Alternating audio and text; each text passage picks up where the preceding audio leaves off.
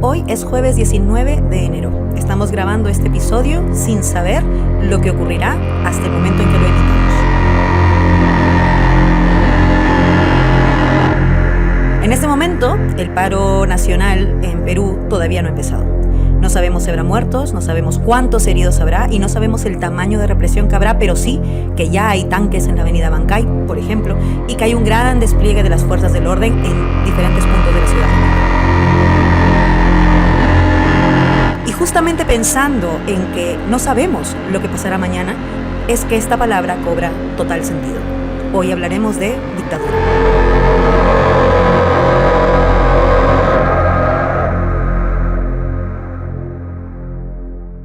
¿Estás viviendo una democracia en tu país? ¿Qué línea roja es aquella que distingue una democracia de una dictadura? ¿Puede una dictadura sostenerse en el tiempo?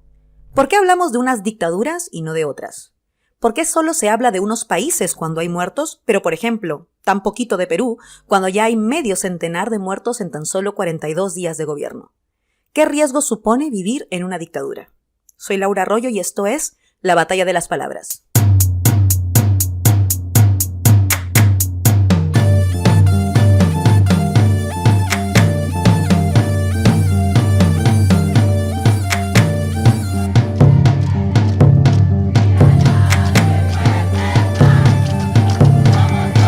La Batalla de las Palabras.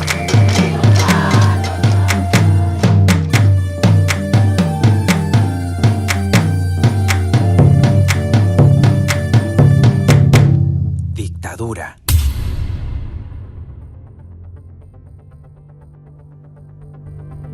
Decíamos en un episodio anterior, el episodio sobre lawfare, que los golpes de Estado del siglo XXI se han actualizado. Que antes los golpes de Estado se hacían por la fuerza, por los tanques en las calles, las fuerzas armadas patrullándolas y tomando el palacio de gobierno, etc. Pero ahora, en el siglo XXI, los golpes de Estado se han sofisticado, y si bien puede seguir habiendo casos de golpes de Estado vía la fuerza, hay un método que se ha vuelto una terrible norma en nuestra región. Golpes de Estado a punta de tribunalazos y periodicazos. Con un poder judicial que se encarga de abrir carpetas sin pruebas contundentes y sin respetar los debidos procesos y tiempos de aquellos a quienes se investiga. Y con medios de comunicación que sentencian en portadas sin esperar a que un tribunal dicte la sentencia. En América Latina conocemos bien la historia. Del mismo modo, la palabra que hoy nos convoca puede necesitar una ligera actualización. ¿Son iguales las dictaduras de hoy que las dictaduras del siglo XX? Llevo dándole vueltas a esa actualización posible. Llevo pensando, por ejemplo, que si los golpes de Estado se han actualizado según los tiempos, a lo mejor los sistemas que instauran, como las dictaduras, también se actualizan. Pero antes de ello, empecemos por el comienzo. Para eso, hemos querido recurrir a un medio que no nos gusta especialmente, pero que hasta los más conservadores, sobre todo ellos, siguen y defienden al pie de la letra. Vamos a la DRAE, al Diccionario de la Real Academia Española. Música de aristocracia, por favor. Dictadura, del latín dictatura. Régimen político que, por la fuerza o violencia, concentra todo el poder en una persona o en un grupo u organización y reprime los derechos humanos y las libertades individuales. Aguanta. Si hablamos de fuerza o violencia, o de la concentración del poder en una persona o en un grupo, y de represión de los derechos humanos y las libertades individuales, tengo un ejemplo clarito de dictadura, que sigue, por cierto, el manual de la DRAE. ¿Por qué no hablamos de Perú? Jaime, ¿cómo estás? Hoy hablamos de la palabra dictadura. Hola Laura, ¿cómo estás? Seguimos con nuestros especiales de la Batalla de las Palabras. Yo estaba tan tranquilo haciendo mi sección étimo, como un ratón de biblioteca casi, pero la realidad del Perú nos convoca, aunque estemos lejos. Esto es, ¿qué está pasando? Porque claro, a veces parece que las palabras en realidad están como para usarlas para determinados momentos, pero en realidad sirven para definir todo. Entonces, si tenemos dudas de lo que está pasando en Perú, habría que pensar en las palabras que pueden definir lo que está pasando. Y por eso hemos elegido hablar de dictadura. Yo te iba a preguntar, a ver, como así en conversación, ¿cómo te imaginas una dictadura en tu cabeza? Piensas en la palabra dictadura y ¿qué imagen mental se te viene inmediatamente? Mira, yo soy del 73, Laura, con lo cual para mí, poquito mayor. Como año señalado, siempre, para mí, por ejemplo, la dictadura, el primer recuerdo que tengo de dictadura es Pinochet. Es la figura de Pinochet, este señor con estas gafas oscuras, estos lentes oscuros, parado, rodeado de militares, este señor tan de una presencia tan terrible. Ese es el primer ejemplo que tengo de dictadura. Y luego, también, por cercanía, pues la dictadura argentina de Videla y sobre todo el relato épico de los desaparecidos, la Madre de Plaza de Mayo, en fin. Las primeras dictaduras de las que yo tengo memoria son precisamente estas, latinoamericanas, ¿no? Dos dictaduras terribles de derechas, además, ¿no? Es muy curioso porque además has planteado algo que me parece interesantísimo, que es como esta imagen del dictador, ¿no? Como dice Pinochet con estos lentes oscuros, exactamente, sí. Como él un poco macabro, ¿no? Sí. Pero claro, por ejemplo, pensamos en Perú ahora mismo y vemos a Dina Boluarte, y si solo viéramos la foto, si no supiéramos todo lo que ha pasado, diríamos... Pues no tiene pinta de dictadora, mírala sí, tú, ¿no? sí, Habla sí, suavecito, habla en quechua, dice, hola, soy mujer, me agreden porque soy mujer. Casi podría parecer que no es dictadora, ¿no? O sea, como antes, igual tiene que ver con el hecho de que eran hombres los dictadores y ahora hablamos de una mujer. Yo creo que efectivamente, yo creo que en el tema, bueno, esto se ve mucho, por ejemplo, en literatura, ¿no? En la literatura del boom, que el tema dictador está muy asociado a lo masculino, ¿no? O sea, a lo masculino. El sentido de este poder autoritario casi fálico, ¿no? Que se asocia al dictador. Entonces, eso es una de las razones por las cuales probablemente para mucha gente dentro del Perú y para seguramente también gente de la opinión internacional, de la comunidad internacional, es difícil asociar a Dina Boluarte como una dictadura. De hecho, en general, en la historia de las democracias modernas o de la política moderna, es difícil pensar en una dictadora, ¿no? Se me ocurre, por ejemplo, el caso de Imelda Marcos en Filipinas, por ejemplo, ¿no? Casos extremos, ¿no? Pero es realmente difícil pensar en una dictadura asociada a una mujer, ¿no? Entonces, por eso es particularmente complejo el caso peruano, ¿no? Pero bueno, dicen que el mejor truco del diablo es hacerte creer que no existe. Exactamente. Exacto. Y además me parece interesante porque, claro, como decimos que hay que actualizar las cosas en función de las realidades, también hay que actualizar las palabras en función de las realidades, y a lo mejor pues estamos en un momento en que hay que actualizar también nuestro propio marco mental sobre el tipo de dictadores y dictadoras que pueda haber, ¿no? Entonces, pues actualicemos, ¿no? Porque si no, no podemos definir bien lo que está pasando. Bueno, es complejo el tema y por eso le estamos dedicando este programa. Ahora hablaremos con especialistas que nos aclararán un poco las cosas. Pero bueno, para ir entrando en materia, es complejo calificar el gobierno actual como una dictadura. Hay muchas personas en la opinión pública nacional que están directamente rechazando el término, ¿no? Dicen, algunos conocemos pues lo que es una dictadura y citan a Velasco, a Fujimori para hablar de las dictaduras más recientes, ¿no? O la dictadura militar y la dictadura fujimorista, más bien mafioso militar, para compararla con esto y decir, pues esto no es dictadura, no es el mismo motivo. Pero no sé yo, no los veo muy encaminados en esa reflexión, ¿no? O sea, entonces por eso ahora vamos a empezar a hablar de cómo definimos exactamente una dictadura y vamos a tratar de analizar si lo que está ocurriendo ahora se ajusta o no a una dictadura. Exactamente. Esa es un poco la idea. Pero, como siempre decimos en este programa, para saber cómo llegamos hasta aquí, Jaime Rodríguez nos explica el origen de la palabra dictadura en la sección Étimo. Dentro música.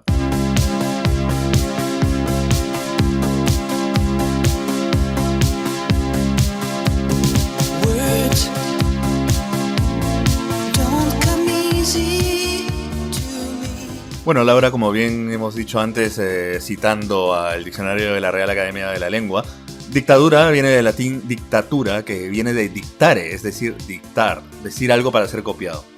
Sin embargo, algo curioso en esto, ¿no? Lo que pocos saben es que realmente el origen de la palabra dictador, o sea, el que dicta, el que da una orden, el cuya voz se respeta y se asume, tiene un origen democrático. O sea, cuando finaliza la primera monarquía romana y empieza la república en el siglo VI, más o menos antes de Cristo, habían dos cónsules. Se establecieron que en lugar de rey iban a haber dos cónsules que tenían el mismo poder, ¿vale? Se llamaban praetores, que tenían el mismo poder y uno incluso podría vetar las opiniones del otro y tal, y estaba como muy equilibrado. Un equilibrio de poderes. Había un equilibrio de poderes, efectivamente. Pero ¿qué pasa? Cuando en etapas de guerra, en periodos de guerra y amenazas de guerra, se empezó a sospechar de que uno de ellos, por lo menos, podía querer restaurar la monarquía. Entonces, en esos momentos se decidió darle más poder a uno, al que se le llamó dictador, que era la persona cuya opinión, cuyos dictámenes valían más que el del otro y se le entregaban poderes plenos para épocas de guerra, por ejemplo.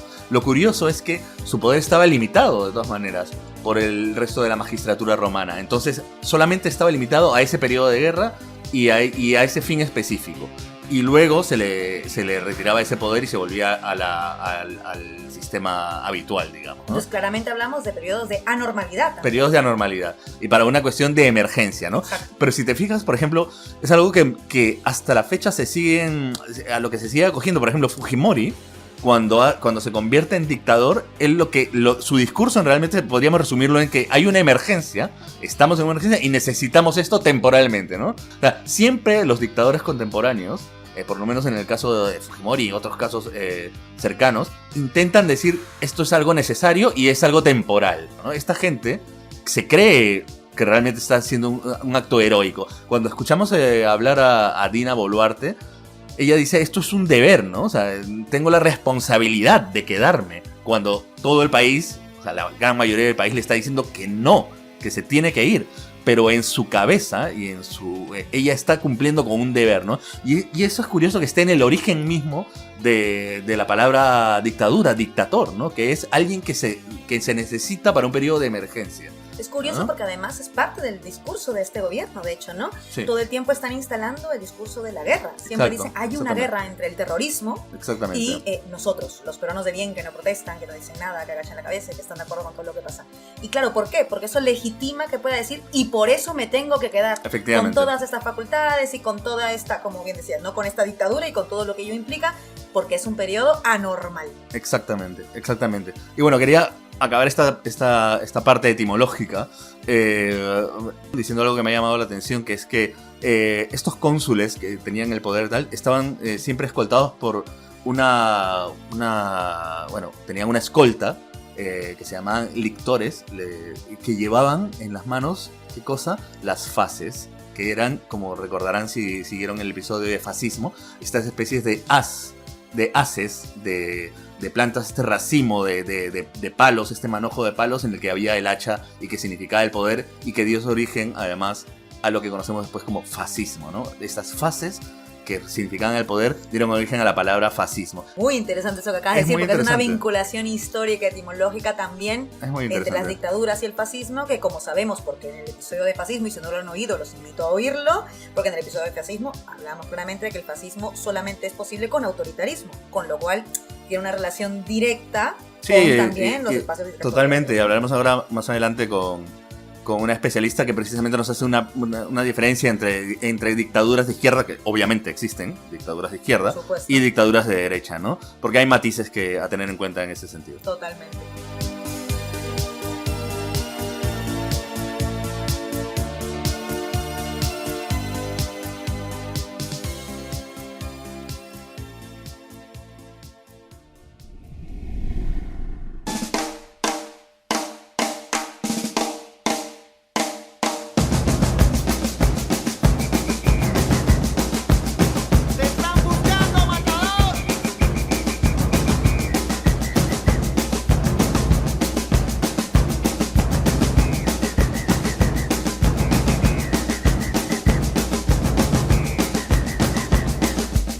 El matador nace en Barracas.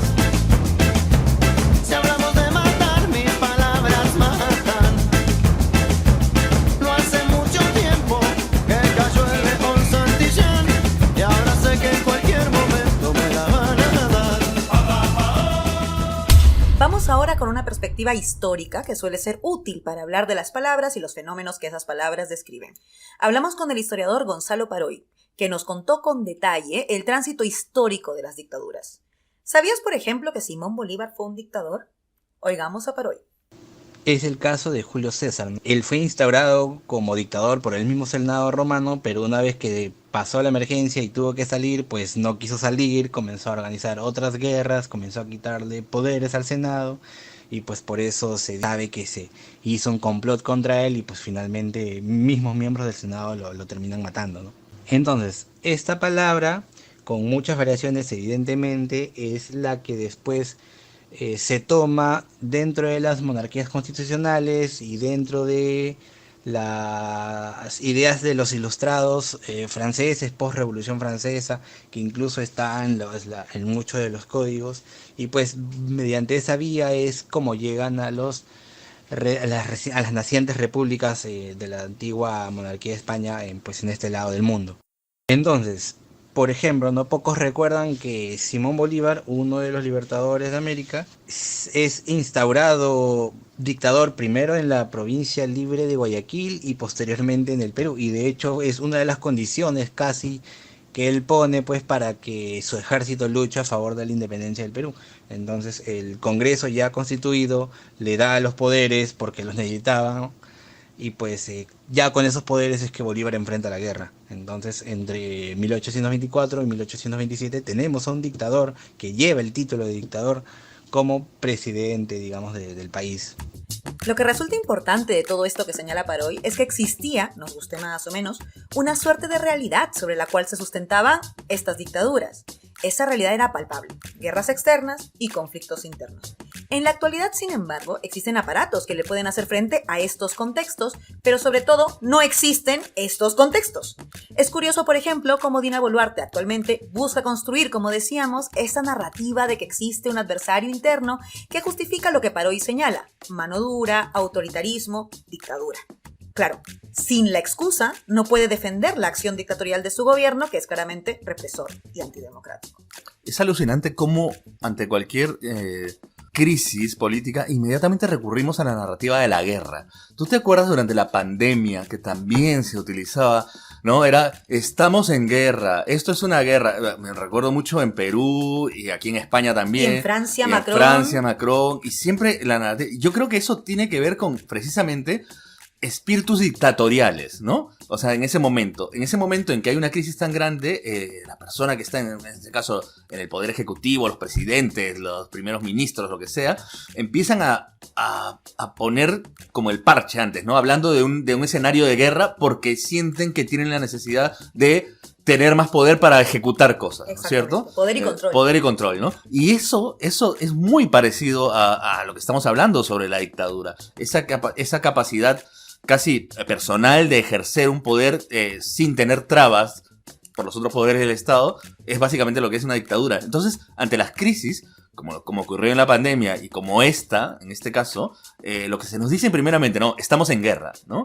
Y es alucinante. Como para que te ubiques y entiendas que el tipo de respuesta va a ser anormal, sí, excepcional, probablemente represivo, autoritario, mano dura, etc. Y es curioso porque incluso en la pandemia, que yo no estaba muy de acuerdo con considerarlo guerra tampoco, porque me parecía lo que tú decías, no solo que no hacía falta, sino que hablaba un poco del tipo de sociedad que construyes cuando enfrentas algo como la pandemia que enfrentamos, pero incluso ahí creo que tenías una cierta justificación, aunque tampoco me gustara, y es que era un virus que desconocíamos por completo. O sea, no sabíamos bien por dónde iba a salir, no sabíamos cómo era su nivel de alcance, su nivel de influencia, de contagio, etcétera, y que había que tomar una serie de medidas, pues sí, un poco excepcionales, esto es verdad, ¿no?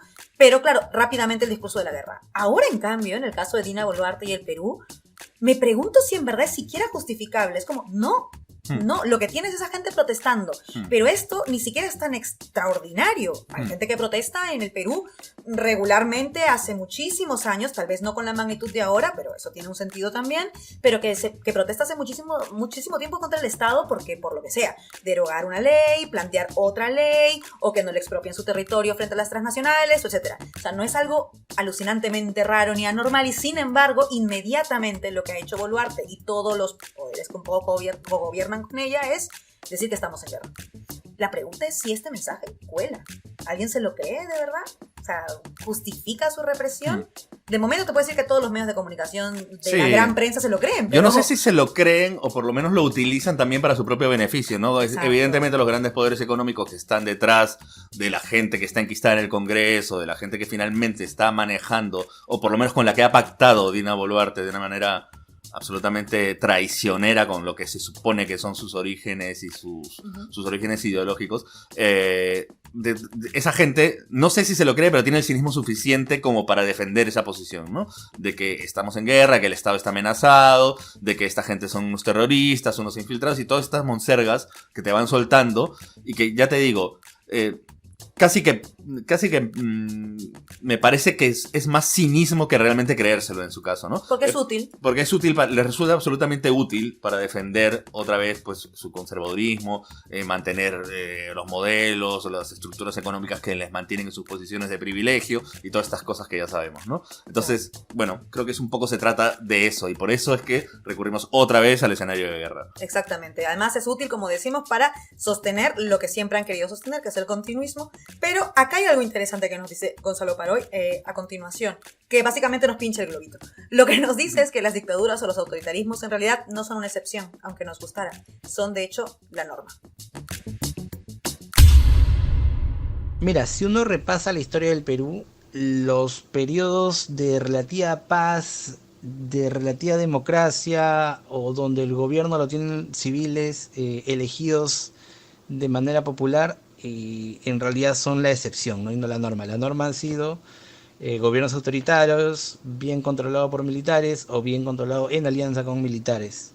Entonces, parafraseando un poco a Alberto Flores Galindo, estamos dentro de una triste herencia y tradición autoritaria a lo largo del país, ¿no? En donde en muchas ocasiones ha sido bien visto que se necesite mano dura para controlar el país y que no hay otra forma, pues porque la República Criolla vive rodeado de indios que merecen ese trato. Entonces, cuando a mí me indican que esa era la democracia que tenía el país, yo dudo mucho de la palabra democracia y dudo mucho de que esa tradición autoritaria no sea la que subsiste hasta el día de hoy y pues la que movilizaron tanto a Belaúnde a bombardear nativos de la selva como a Alan García y el Baguazo, ¿no?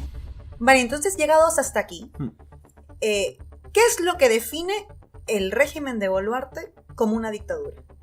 Claro, esa es la gran pregunta realmente, ¿no? Hemos escuchado más opiniones reaccionando ante eso que realmente tratando de analizar, ¿no? La palabra, el término y tratando de ponerla en contexto con lo que está ocurriendo ahora, ¿no? Y esto tiene, creo que, un problema inicial, que es que la mayoría de nosotros, la mayoría de la gente asocia la dictadura con un golpe de Estado. O sea, como si la dictadura solo puede nacer desde un golpe de Estado, ¿no? Y yo creo que eso es bastante confuso, ¿no? No es del todo cierto. Y no necesariamente tiene que ser así. Me imagino que, así como hablábamos hace un segundo de cómo actualizar la palabra, así como hemos actualizado golpes de Estado, porque la realidad nos demuestra que los golpes de Estado también han ido variando. Claro, es que lo mismo pasará con la dictadura, efectivamente. Así como cuando hablábamos de golpe de Estado, hablábamos de que en este caso lo que se ha producido en el Perú es una especie de golpe de Estado lento que le llamamos, ¿te acuerdas? Un golpe de Estado que ha durado años a través del Congreso mediante obstaculización, persecución de cualquier elemento de cambio del modelo y qué sé yo tal. Igual la dictadura que ha sucedido a ese golpe de Estado también tiene sus matices, ¿no? No ha llegado efectivamente de una manera violenta, pero la historia contemporánea nos demuestra que hay muchos gobiernos que hacen una transición, ¿no? Que son gobiernos que transicionan de... Como Fujimori. Por ejemplo, como Fujimori, ¿no? Y que hacen esta transición a una dictadura. Entonces, claro, la pregunta es si podemos definir dictadura por cómo origina ese periodo o por cosas que ocurren en ese periodo. Entonces, como tampoco teníamos esta respuesta, consultamos a la filósofa española y también catedrática en ciencias políticas, Montserrat Garcelán.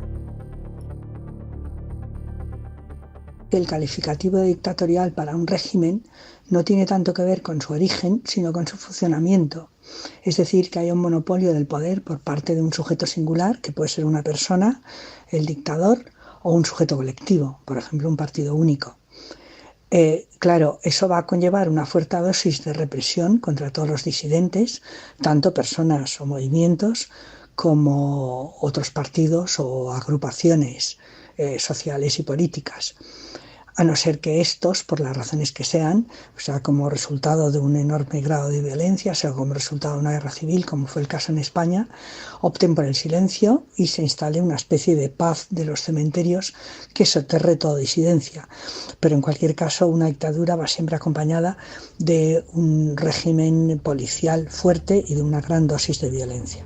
Claramente, la violencia es un vector que las define. No solo porque se eleva notoriamente la aplicación de la violencia en una dictadura, sino porque, claro, como en el caso de Boluarte, estas dictaduras solo pueden sostenerse con el ejercicio de esa violencia.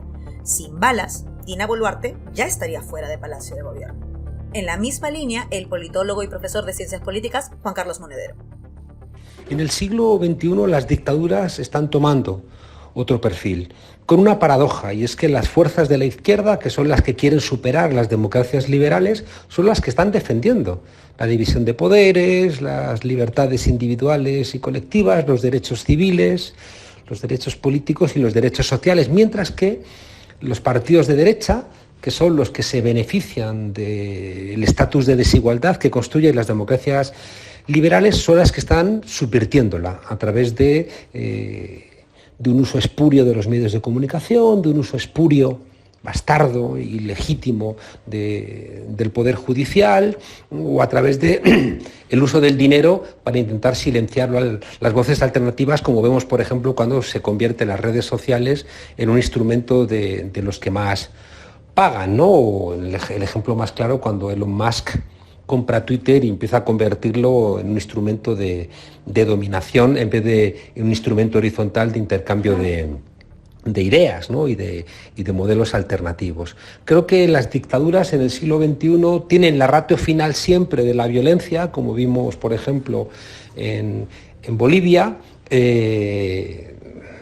pero eso es como algo que intentan no usar, porque la experiencia de las dictaduras del siglo XX hacen que las mayorías no vean con buenos ojos el uso de la violencia y, por tanto, todos los procesos dictatoriales van a intentar ser paradójicamente también pacíficos, ¿no? Y solamente como la última ratio, como la última razón, van a usar la violencia, que se ve sobre todo cuando es una violencia colectiva.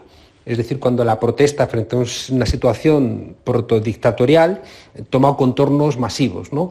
Porque si no, la represión, cuando es individualizada, pues no se ve, como durante mucho tiempo pasó, por ejemplo, en Brasil. Es curioso porque Monedero nos habla justamente de la violencia como la última instancia, ¿no? Como ese último nivel, digamos, al que no se quiere llegar, porque ya una vez que llegas ahí es ya lo máximo, máximo nivel, y por supuesto tiene un montón de ojos internacionales entonces también, ¿no? Cuando ya llega la violencia. Lo curioso es que en el caso peruano, con este régimen, el de Boluarte, la violencia ha sido lo primero. No olvidemos que en apenas 2 días o por ahí había ya los 2 primeros muertos. Entonces, ¿por qué la violencia llega tan rápido en el caso peruano? Tan rápidamente vamos a nivel máximo. ¿A qué se debe? ¿Qué es aquello que hace que los peruanos y las peruanas, por lo que sea, entendemos que la violencia es la vía? Un poco lo que decías, ¿no? Esta mano dura en contextos de guerra, entre comillas. Sí, y yo creo que esto tiene que ver con cosas que hemos estado hablando a lo largo de los 2 últimos programas, y que tiene que ver precisamente con eso, ¿no? Con el racismo estructural y el clasismo estructural, que entiende que las personas fuera de Lima, y eso lamentablemente vamos a comprobar qué tan cierto es el día de hoy, que se va a realizar el paro, la llamada segunda marcha de los 4 suyos, pero que entiende que en provincias puede actuar de la manera que quiere. O sea, se siente el Estado, el gobierno actual, a través de las instituciones como la policial o la militar, qué sé yo, creo que sienten que en provincias, en cualquier otro sitio que no sea Lima, pueden actuar de la manera que quisiera, porque no consideran realmente a las personas que viven ahí como ciudadanos, ¿no? Consideran como eso, ¿no? Vándalos, salvajes, infiltrados, terroristas y todas estas cosas, ¿no? Yo creo que de ahí, de ese racismo estructural que vivimos, nace que en nuestro país se pueda dar esto, ¿no? Se pueda llegar a esto tan rápidamente, ¿no? Exactamente, y que además sea como tan aceptado, entre comillas, con una especie de complicidad triste, ¿no? O de silencio cómplice también, de una serie de personajes que comúnmente han hecho carrera siendo derechohumanistas, ¿no? Hemos visto durante nuestra historia muchos colegas, periodistas, pero también de la academia, politólogos, antropólogos, sociólogos, que siempre decían pues, que eran de derechohumanistas y los veíamos en la senda de los derechos humanos, pero cuando se ha tratado de lo que ha ocurrido ahora con Dina Boluarte, que tiene, como decimos, al menos hasta este momento, en sus 40 y algo días de gobierno, medio centenar de muertos, todavía siguen diciendo que puede cambiar de rumbo. Aquí sí se permite que pueda cambiar de rumbo cuando, por ejemplo, por sospechas de corrupción que había que investigar, como corresponde, por supuesto, a Pedro Castillo, ya pedían la vacancia. Entonces, ¿cuál es esa diferencia? Pues creo que se entiende en esto que estás diciendo, Racismo, ¿no? Y como decías ahora, no sabemos lo que pase hoy en Lima. No sabemos lo que va a pasar cuando salga este episodio. Todavía no tendremos cifras ni magnitud de lo que ha ocurrido. Pero también es verdad que la Lima de hoy no va a ser la Lima de siempre. Están viniendo delegaciones de todo el Perú. Entonces, a lo mejor es que quieren también justificar la represión, porque ¿quiénes son los que están poniendo el cuerpo hoy? Como siempre, como los anteriores medio centenar que ha habido ya de muertos. Los que ponen el cuerpo son generalmente no libeños, no urbanos, no personas que viven en diferentes coordenadas, que tienen otro tono de piel, que tienen otro acento, que tienen otra lengua originaria, etcétera, y por supuesto otro nivel de renta. Bueno, para las autoridades de Dina Boluarte dirían gente que no habla castellano, ¿no? Exactamente. O Eso sea, es lo que diría Angulo, su primer ministro. Exactamente, ¿no? O sea, que no me entienden, ¿no? Claro, o sea, que está la policía y no la entienden. O sea, es que un primer ministro sea capaz de decir una estupidez como esa, una barbaridad como esa, te da una idea de lo que es este gobierno, ¿no? Y de lo que subyace a toda su política de represión. Básicamente callar a los que podemos callar. ¿Por qué? Porque no los consideramos ciudadanos. Básicamente esa es la razón por la cual en el Perú, a diferencia de en otras dictaduras, que como estábamos escuchando ahora de nuestros dos analistas, la violencia ha sido el primer recurso en lugar de ser el último. Sí. Curioso, porque ahora estaba acordándome, ahora que hablábamos de efectivamente lo que si este gobierno se puede caracterizar o no como una dictadura, que es de lo que se trata este programa. Una de las cosas que más se dice es que, claro, que una dictadura es una concentración de poderes, ¿no? Y en este caso, pues tenemos a Dina Boluarte, que es la presidenta, pero está el Congreso. Pero claro, realmente son lo mismo ahora mismo, ¿no? Exactamente. Ahora mismo son exactamente lo mismo. Tú ves ahora mismo al Congreso oponiéndose a la violencia del Estado, lo que hacen es simplemente aplaudirla. Entonces estamos hablando que efectivamente el poder está concentrado. No hay un equilibrio de poderes en el cual el Congreso fiscaliza al Ejecutivo, o el Ejecutivo, pues... o protege, o cuida, o altera, o lo que sea. Claro. Entonces, no hay este equilibrio de poderes. Y entonces, si no hay este equilibrio de poderes, lo que hay es una concentración de poderes. ¿Y cómo se llama cuando hay una concentración de poderes que actúa de manera violenta y represiva contra los ciudadanos? Según la DRAE, dictadura. Pues Exactamente. Y además es que creo que has dado en el clavo. Que creo que es una de las cosas que creo que sí se ha actualizado, mira tú, de las dictaduras en Perú. En la dictadura del 92, en la dictadura de Alberto Fujimori, todos los poderes, todos trabajaban para el dictador y para el modelo que el dictador implantaba, por supuesto. El poder mediático lo tenían comprado, a los congresistas los tenían comprados, al poder económico lo tenían feliz, etc. Estaban todos los poderes. Bueno, mira tú, en el 2023 pasa algo similar, pero con un matiz. No es que todos los poderes benefician a la dictadora, a Dina, sino que todos gobiernan juntos con la dictadora. Entonces lo que tenemos es como una especie de dictadura cogobernada, ¿no? De un cogobierno, como la Hidra, por ejemplo, esta figura mitológica que tiene un montón de cabezas y cortas una y salen dos, pues es exactamente eso, es la Hidra. Todos los poderes, cada poder es una cabeza distinta, pero en realidad es la misma dictadura. Pues es exactamente lo que estamos viendo. Es claro que está en las manos de un grupo. ¿Qué grupo? Pues el grupo de poder de toda la vida en el Perú, que se resiste a dejar el poder y aceptar la democratización de eso, de la arquitectura de poder, y entonces han decidido, por la fuerza, sostener su poder. Básicamente eso es lo que hay. Entonces, creo que estamos clarísimos de que de dictadura tiene muchísimo este gobierno.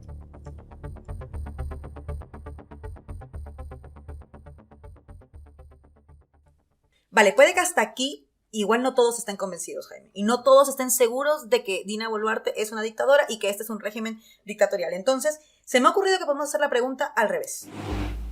¿Qué cosas hacen que este gobierno todavía sea democrático? Bueno, fue un gobierno elegido por el pueblo, ¿no? Ah, no, perdón, no, que mira no, tú. que no.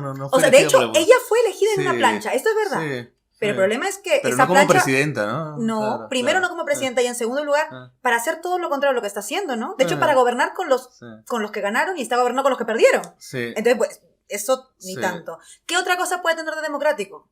Alguien dijo que daba entrevistas, ¿no? Alguien dijo, mira, ¿ves? Sí, es verdad que mata, pero da entrevistas. Mata, o sea, el nuevo roba, pero hace obras, mata, pero da entrevistas. Literalmente, mata pero da entrevistas, eso podría ser la democrática. A ver, yo creo que igual no basta. Sobre todo si también el poder mediático está contigo. Sí. Yo también podría dar entrevistas si el poder mediático está conmigo. Sí. Total va a ser una... Habla en quechua igual.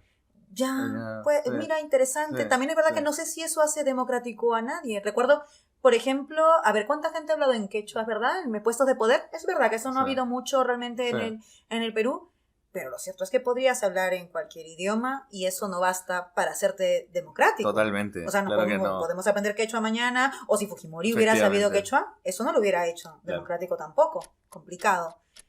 No tengo más ejemplos, Jaime. Sí, no se nos ocurren. Hemos estado tratando de pensar un poco de por qué este gobierno podría ser calificado como un gobierno democrático y legítimo. Y realmente no se nos ocurre mucho más. Si a alguien se le ocurre, por favor, que nos envíe a las redes sociales sus ideas porque las consideraremos, ya que claramente no tenemos suficiente creatividad. Lo que resulta increíble en realidad es que se siga queriendo lavar la cara de un régimen antidemocrático cuando la democracia sí está siendo defendida. ¿Pero en dónde? En las calles. Ese Perú movilizado hoy lo que está pidiendo es nada más y nada menos que democracia.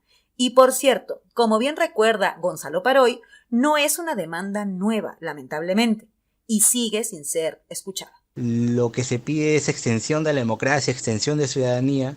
Y lo que el Estado les está devolviendo constantemente es esto, ¿no? Conflictos, problemas, muertes. Y que bueno, ¿no? Felizmente en algún momento para y el Estado reconoce que evidentemente necesita recoger muchas de esas demandas pues para terminar con esa crisis, ¿no?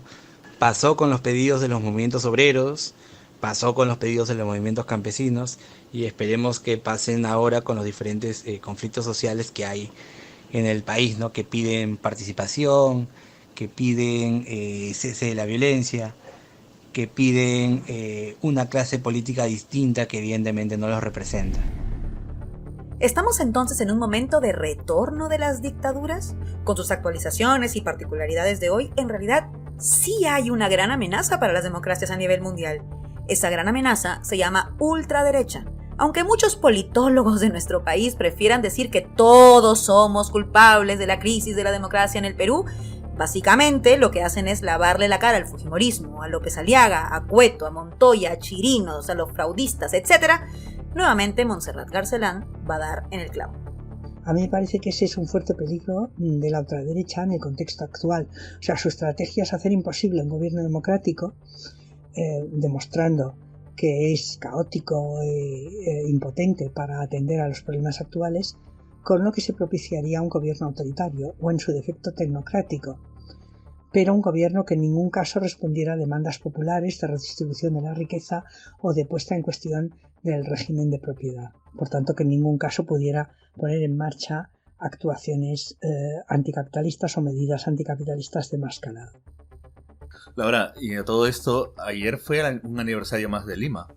Es verdad, ayer 18 fue un aniversario más de Lima. Un aniversario interesante, hay que decir, porque Lima se vistió de gala por primera vez, pero con lo mejor que tiene el Perú. La gente del Perú, que a veces no está en Lima, fue a visitarla y está hoy dándole, creo, el mejor regalo, que es llenar a Lima de todas las sangres del país, claramente. Efectivamente, pero hay algo además, que es que Lima, efectivamente, ya antes de la llegada de estos visitantes que están manifestándose legítimamente contra este gobierno dictatorial, Lima ya tiene todas las sangres.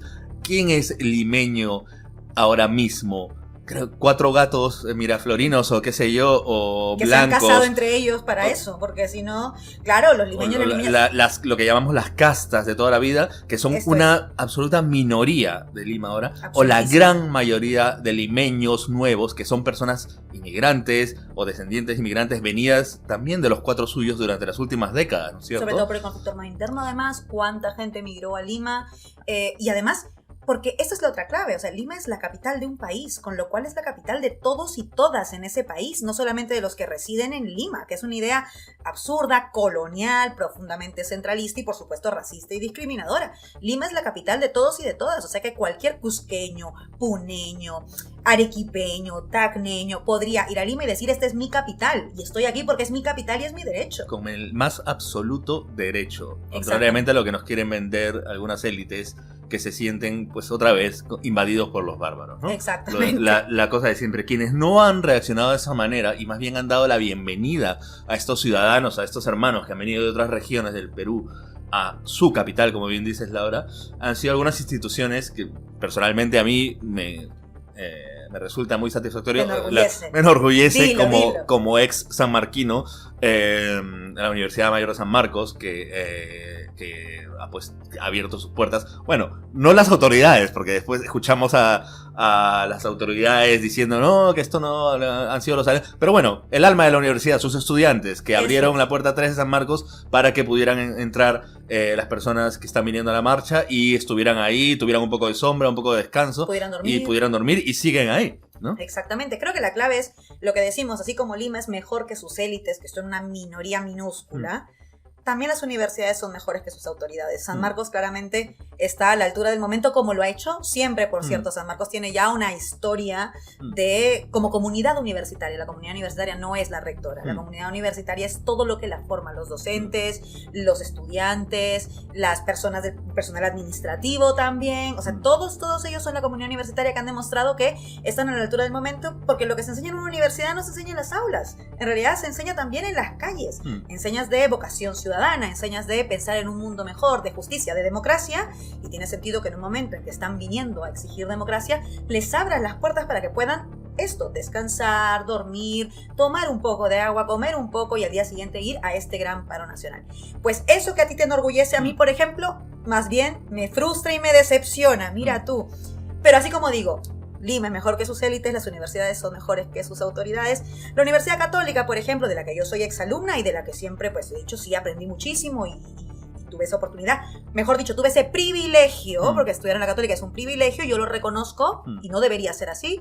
Pues se llena mucho la boca de humanidad, se llena mucho la boca de democracia, mucho la boca de igualdad, de justicia social, y sin embargo, su gran mensaje el día de ayer en que la San Marcos y también la UNI, la Universidad Nacional de Ingeniería, abrían las puertas a quienes venían. La Católica lo que dijo es que iban a hacer clases virtuales para evitar problemas e incidentes. Claro que es frustrante porque creo que somos la gran mayoría de egresados, egresadas, de alumnos y alumnas, y también de docentes, yo creo, la gran mayoría, que seguro que querría abrir ese campus que tenemos para que vengan más delegaciones del Perú. ¿Cómo puedes enseñar sobre democracia, sobre cultura ciudadana, sobre cultura política, sobre igualdad social si no estás en este momento en el lugar en el que tienes que estar? Pues a mí me ha resultado cuando menos decepcionante. Así que 1 punto para las universidades públicas y nacionales, 0 puntos para las privadas en este momento. Efectivamente, yo creo que la gran afluencia de ciudadanos de fuera de Lima que está llegando debería ser acogida como una oportunidad increíble para estrechar lazos, para conocernos mejor, para enriquecer el diálogo, y en ese sentido las universidades tendrían que ser las primeras en acoger, como han hecho San Marcos o la UNI, una desde los estudiantes y otra más a nivel institucional, para acoger esta carga enorme de otras maneras de pensar, de otras maneras de ver la realidad del país, y acogerlas, no solo acogerlas, sino dialogar con ellas, abrir debates, crear conversatorios, darles espacios en la universidad, en las universidades, establecer lazos.